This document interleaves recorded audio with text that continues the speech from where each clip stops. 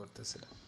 সামাজিকীকরণটা হচ্ছে কি, যে একটা শিশু সমাজের পূর্ণাঙ্গ সদস্য হতে হলে যে আচরণগুলোর মাধ্যমে সে সমাজে আস্তে আস্তে বড় হয়ে ওঠে, সেই আচরণগুলোই হচ্ছে কি সামাজিকীকরণ।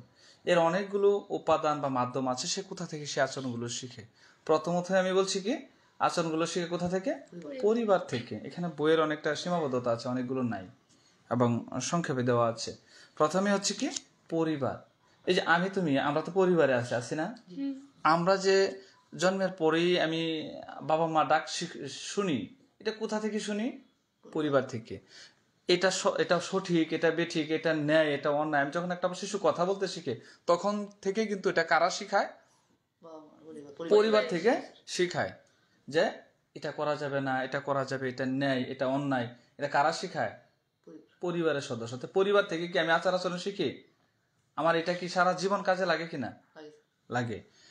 দ্বিতীয়ত হচ্ছে এই শিশুটা যখন একটু একটু বড় হয়, একদম ছোট থেকে বড় হয়, আমরাই যদি বড় হয়েছি, তারপর পরে আসে আমাদের আত্মীয় স্বজন আসে কিনা, আমাদের আত্মীয় স্বজন বেড়াইতে আসে, কিংবা যে আত্মীয় স্বজন আসলে তাদের সাথে আমাদের কেমন আচরণ করতে হবে, কি আচরণ করতে হবে, এটা আমরা কি শিখি। যে ইনি আমার দাদা হন, ইনি আমার কাকা হন, ইনি আমার মামা হন, ইনি আমার ফুফু হন, এটা তো আমাদেরকে শিখানো হয়।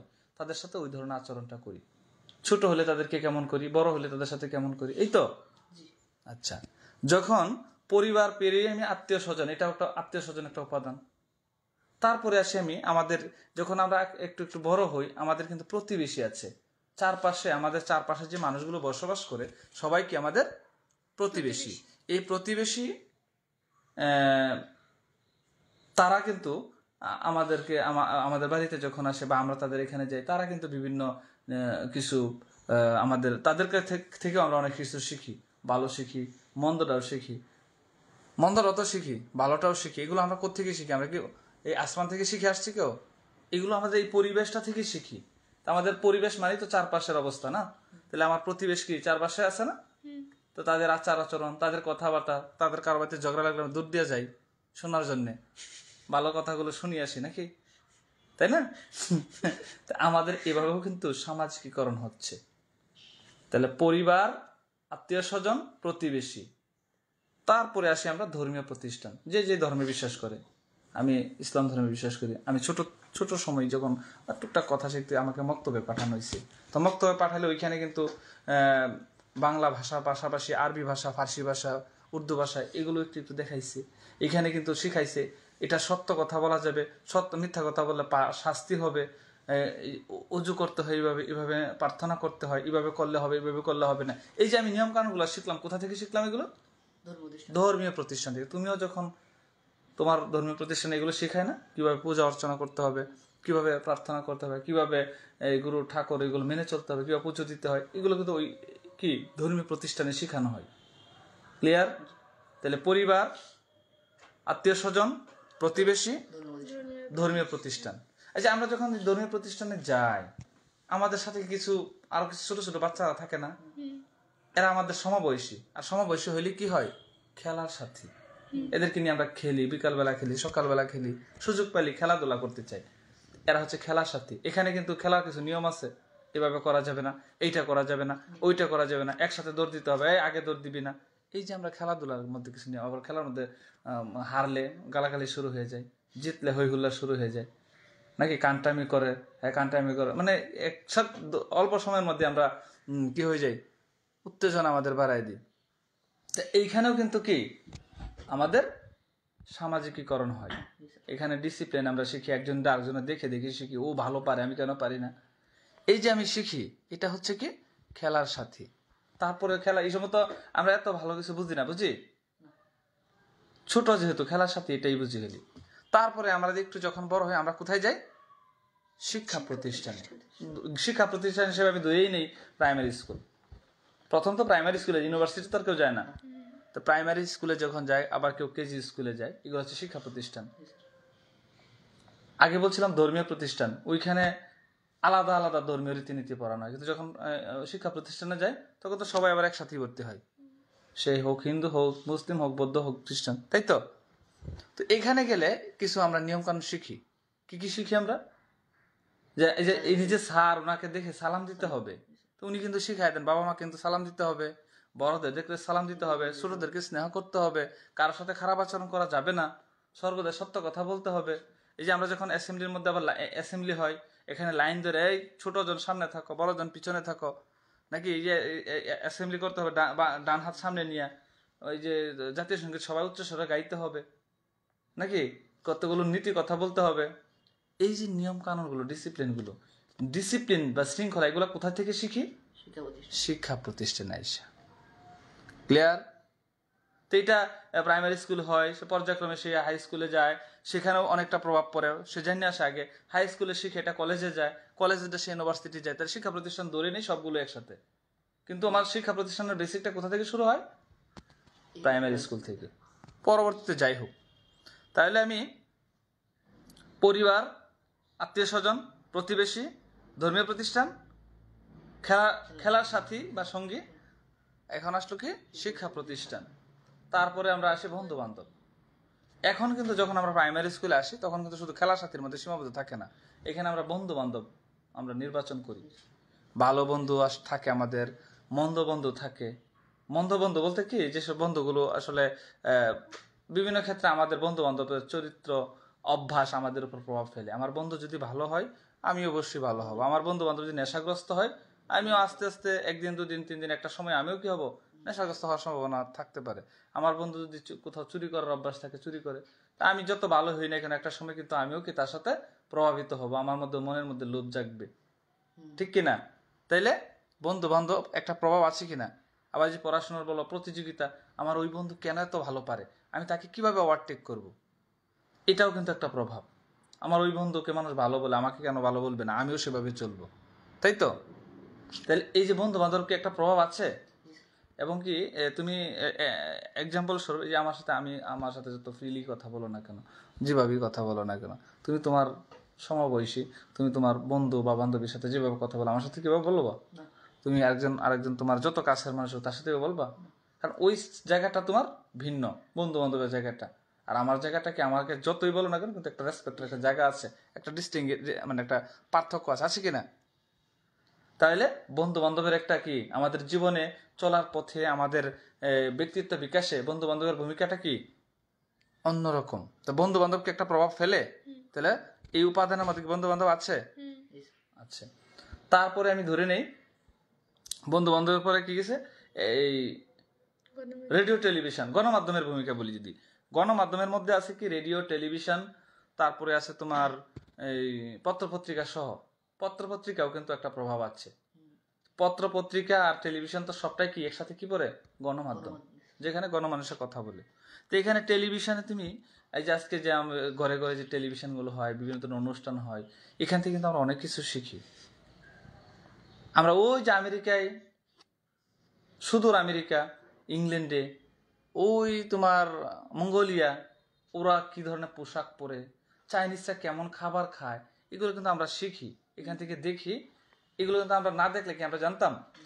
কখনো কখনো ওই ধরনের রান্না, এই যে বিভিন্ন ধরনের শহরের যে মানুষের রান্না করে সব রেসিপি, এগুলো আমরা মোবাইলে ইউটিউবে দেখে আমরা কিন্তু এখন ঘরে রান্না করে খাই। ওই মাধ্যমকে আমাদের জীবনে প্রভাব ফেলে কিনা? হ্যাঁ, ওই যে সিনেমাগুলো হয়, নাটক ফিল্ম এগুলো হয়, এখানে যে আচার আচরণগুলো আমরা দেখি, এগুলো আমাদের প্রভাব ফেলে। এই যে আমাদের যে এর কথা বলি, বিভিন্ন ভারতের মিডিয়া বা টেলিভিশন চ্যানেলের যে বিভিন্ন ধারাবাহিক পর্ব আমরা দেখি, এগুলোতে সবসময় কি একটা অনবরত একটা ঝগড়াঝাটি লেগে থাকে কিনা? এইটা কিন্তু আমাদের পরিবারে হয় কিনা? আমরা ওইদেরকে ওই সিনেমার মতো নায়িকার মতো ভাবতে চাই, সিনেমা নায়িকার মতো ভাবতে চাই, আমাদেরকে আমরা ওইভাবে কল্পনা করি, কিন্তু বাস্তব আর কল্পনা কি এক জিনিস? একরকম না। তারপরে আমরা আসতে পারি বই পুস্তকের কিন্তু একটা ভূমিকা আছে আমাদের চরিত্র পরিবর্তনে। আমরা বিভিন্ন ধরনের ভালো ভালো বই আছে, ধর্মীয় বই থাকে, এছাড়া অনেক কি বলে এটা, জীবনের পরিবর্তনের জন্য। তুমি যদি মেধাবী হতে চাও, তুমি যদি জ্ঞানী হতে চাও, তুমি যদি জানার পিপাসা থাকে, তৃষ্ণা থাকে, তাহলে তোমাকে বই পড়তে হবে, ভালো লেখকের বই পড়তে হবে। ভালো লেখকের বই কেন বলছি? বইয়ের তো অভাব নাই, বাজারে তো গাঁট্টি বান্ধা বই আছে, কিন্তু ভালো লেখকের, ভালো মানের বই, যেটা আসলে জ্ঞান অর্জন করে। এখনকার লেখকের অনেকের, এখন 90% লেখকের কি খালি এত মোটা মোটা বই আছে, কিন্তু তার ভিতরে কি পাওয়ার মতো কিছু নাই, সামারি নাই। কিন্তু তুমি দেখো কাজী নজরুলের বই যদি পড়ো, এখানে বেশিরভাগই কার পক্ষে কথা আছে? গরিব দুঃখী মানুষের, মেহনতি মানুষের কথা আছে। রবীন্দ্রনাথের লেখা পড়ো, প্রমোদ চৌধুরীর লেখা পড়ো, বঙ্কিমচন্দ্রের লেখা পড়ো, সুকান্ত ভট্টাচার্যের লেখা পড়ো, মানে যেসব লেখাগুলো, এছাড়া আরো অনেক লেখক আছে যাদের বই অনায়াসে পড়া যায় এবং জ্ঞান আহরণ করা যায়। এটা যদি যায়, তারপরে আসি আমরা, তাহলে কি এই এদের বই পড়লে আমরা তো ওই আচরণগুলো আমরা নিজেদের জন্য ধারণ করার চেষ্টা করি। এই যে স্বামী, তুমি তোমাদের সনাতন ধর্মের কি স্বামী বিবেকানন্দ কি হ্যাঁ স্বামী বিবেকানন্দ আছে না তোমাদের? তো তোমরা কি বলো তোমাদের ধর্মে? নাকি ধর্মীয় গুরু হিসেবে জানো, নাকি আমরা স্বামী বিবেকানন্দ ধরে নিলাম তোমার ধর্মীয় গুরু? আমি সঠিক জানি না। তা উনি একটা কথা বলেছেন যে জীবে প্রেম করে যেই জন সেই জন সেবিছে ঈশ্বর। অতি মূল্যবান একটা কথা। এটা কি ওই যে ব্যক্তি, এখানে বইয়ের মধ্যে আমি পড়ছি, তাই না? তো এখানে কি আছে যে জীবের প্রতি যে ব্যক্তি দয়া মায়া ভালোবাসা থাকে, সে যে মূলত সে সৃষ্টিকর্তা বা ঈশ্বরের প্রতি তার ভালোবাসা, তাই তো? এটা হলো আমার বই পুস্তকের কথা বললাম। আবার এই বিশেষ ব্যক্তিদের ভূমিকা আছে সামাজিকীকরণ, বিশিষ্ট ব্যক্তিদের সমাজ পরিবর্তনের ভূমিকা আছে, ব্যক্তি পরিবর্তনের ভূমিকা আছে। ব্যক্তির ভূমিকা কি? কোনো মানুষকে আমরা আদর্শ হিসেবে লালন করি, ধারণ করি। একটা মানুষকে আমি আদর্শ হিসেবে মানি, ওই ব্যক্তিকে কোনো না কোনো ভালো বৈশিষ্ট্য দেখি তো মানি। ওই ব্যক্তি যা বলে চোখ বন্ধ করে আমি তা করি। সমাজে এই ধরনের অনেক আছে। যেমন আমরা যদি বলি যে সমাজে সমাজ পরিবর্তন, সামাজিকীকরণের ভূমিকা, আজকে এই যে নারীরা বা মেয়েরা যে আজকে বাইরে পড়াশোনা করে, বিভিন্ন স্কুল কলেজ বিশ্ববিদ্যালয়ে পড়াশোনা করে, এটা কি 18শো শতাব্দীতে 19বিংশ শতাব্দীর শুরুতেও কি অবস্থা ছিল? ছিল না। তুমি যদি বলো বাঙালিকে বেগম রোকেয়া, তিনি কিন্তু এটা পেরেছেন, এবং তিনি এই বাঙালি মেয়েদেরকে বা মুসলিম মেয়েদেরকে বাইরে আনার চেষ্টা করেছেন যে তারা এই শৃঙ্খল ভেঙে তাদেরকে পড়াশোনা করতে হবে, যদি তারা সম অধিকার পেতে চায় তাহলে তাদেরকে শিক্ষিত হতে হবে। করছেন কিনা? তাহলে এই বেগম রোকেয়ার ভূমিকা আছে, আমাদের সামাজিকরণের ভূমিকা আছে। আমরা যদি ধরো আজকে এই বিভিন্ন সময়ে বিভিন্ন আত্মত্যাগী মানুষের কথা আমরা বলি, যারা যাদের আমরা যেহেতু আজকে গল্পটাই লিখলাম, কি গল্প আজকে তো লিখছে মানুষ মোহাম্মদ সাল্লাল্লাহু আলাইহি ওয়াসাল্লাম। এখানে মানুষ মোহাম্মদ সাল্লাল্লাহু আলাইহি ওয়াসাল্লামের যে গল্প পড়ে আসছে আমরা, উনি একজন ব্যক্তি, ওনার যে আদর্শ আমরা আজকে পড়লাম, যে ওনার চারিত্রিক মাধুর্যতা, যে চারিত্রিক সৌন্দর্যতা, যে সত্যবাদিতা, যে অনেকগুলো গুণের সমষ্টি, এগুলো কি একটা বিরাট অংশ মানুষের মধ্যে প্রভাব ফেলে নেয়। মানুষ চেষ্টা করে ওনার মতো আচরণ হতে, ওনার মতো ক্ষমাশীল হতে, ধৈর্য ধারণ করতে, ক্ষমা করে দিতে। তারপরে এই দেখো বর্তমান সময়ে এরকম একজন, মানে সরি আমি ওটা বেশি বলা হয়ে যাবে, বর্তমান প্রেক্ষাপটে যদি বলি, আমাদের এই জেনারেশনে জেনজেট যারা আছে, 90-এর পরবর্তী সময়ে জন্ম, এসব অধিকাংশই কিন্তু ইউটিউব মোবাইলের প্রতি তাদের আসক্ত, এবং সেখানে কিন্তু ইউটিউবগুলোতে বা মোবাইলগুলোতে তারা খুব সুন্দর কিছু দেখে, এটা কিন্তু মনে হয় না। ইউটিউবের ফোকাসগুলো আসলেই তো বোঝা যায়। কিন্তু তুমি দেখো এটা তো প্রভাব পড়ে না, পাশ্চাত্য কালচার আমাদের প্রভাব ফেলেছে, যে এদেরকে এইমুখী করে ফেলেছে। কিন্তু এই মিডিয়াতেও এই ইউটিউব, এই ফেসবুক, এই যে টুইটার, এই অপশনগুলোতে কিন্তু ভালো কিছু ছড়ানো সম্ভব। সেটা কি করছেন এখন? এই যে তুমি দেখো টেলিভিশন বা ইউটিউব ফেসবুক চালাও, তো দেখো এই যে মিজানুর রহমান আজহারি নাম শুনছো? বয়স, হ্যাঁ বয়স বেশি না ওনার, বর্তমান 34-35 এরকম বয়স। হ্যাঁ, তো এই যে একজন ব্যক্তি কোথাও ওয়াজ মাহফিল করতে যায়, দেখা যায় 20 লক্ষ 25 লক্ষ মানুষ হয়। এটা তো এমনি হয় না, এটা এমনি হয় না। এখানে কিন্তু সব অন্যান্য ধর্মের মানুষও যায়, কারণ ওনার কথার মধ্যে অন্য ধর্মের প্রতি হিংসা নাই, বিদ্বেষ নাই, গালাগালি নাই, অন্য মানুষ ছোট করার কোনো মানসিকতা নাই। কত সুন্দর করে ওনার কথা উনি প্রচার করছেন, এবং কি উনি শুধু ধর্মীয় প্রচার পাশাপাশি মানবিক পারিপার্শ্বিক দিক নিয়ে কথা বলেন। তা এটা হচ্ছে কি ব্যক্তির ভূমিকা আছে কি? এটা কি এই যে ছেলেগুলো গেম নিয়ে পড়ে থাকতো, যে ছেলেগুলো মোবাইলে আবল তাবল নিয়ে পড়ে থাকতো, এই ছেলেগুলো কিন্তু এখন এইগুলো দেখে, এইগুলো শুনে ওনার পিছনে দৌড়াচ্ছে। তো এই যে একটা পরিবর্তন এই যে একটা জেনারেশনের মধ্যে আসছে, এই ক্ষেত্রে কি এই ব্যক্তির ভূমিকা আছে না নাই? এরকম আরো অসংখ্য ব্যক্তির ভূমিকা থাকে, যে যাদের এই যে আমরা এই কানাডার প্রধানমন্ত্রী জাস্টিন ট্রুডোর কথা বলি, ওনার যে আদর্শ, ওনার যে মানবিকতা গুণাবলী, তার কারণে তো ওনাকে মানুষ ভালোবাসে, তাই না? আচ্ছা, তাহলে আমি অনেকগুলো কারণ বলেছি, বলতে পারবো কি কি? পরিবার, সামাজিকীকরণের উপাদানগুলো কি কি? পরিবার ব্যাখ্যা দিচ্ছি তো না? তারপরে হচ্ছে কি? আত্মীয় স্বজন, তারপরে হচ্ছে প্রতিবেশী, তারপরে কি? ধর্মীয় প্রতিষ্ঠান, তারপরে খেলার সাথী, তারপরে শিক্ষা প্রতিষ্ঠান। শিক্ষা প্রতিষ্ঠান কিন্তু এক বাক্যে প্রাইমারি থেকে ইউনিভার্সিটি পর্যন্ত নিয়ে নিছি।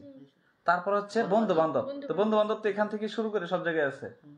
এই তোমার যে প্রাইমারি বন্ধু বান্ধব গুলো এখন আছে না, হয়তো উপরে ক্লাসে যাবে, আর আস্তে আস্তে কি হবে? বাড়বে। আচ্ছা, তারপরে কি বন্ধু বান্ধবের পরে কি? গণমাধ্যমের ভূমিকা বলছি, তাই তো? রেডিও, টেলিভিশন, পত্র পত্রিকা, বিভিন্ন যে সামাজিক মাধ্যম এগুলো। তারপরে কি আছে? বিভিন্ন লেখকের বই এবং বিশিষ্ট ব্যক্তিদের ভূমিকা। এই যে উপাদানগুলো, এগুলো হচ্ছে সামাজিকীকরণের উপাদান। এগুলোই হচ্ছে আমাদের জীবনে প্রভাব ফেলে।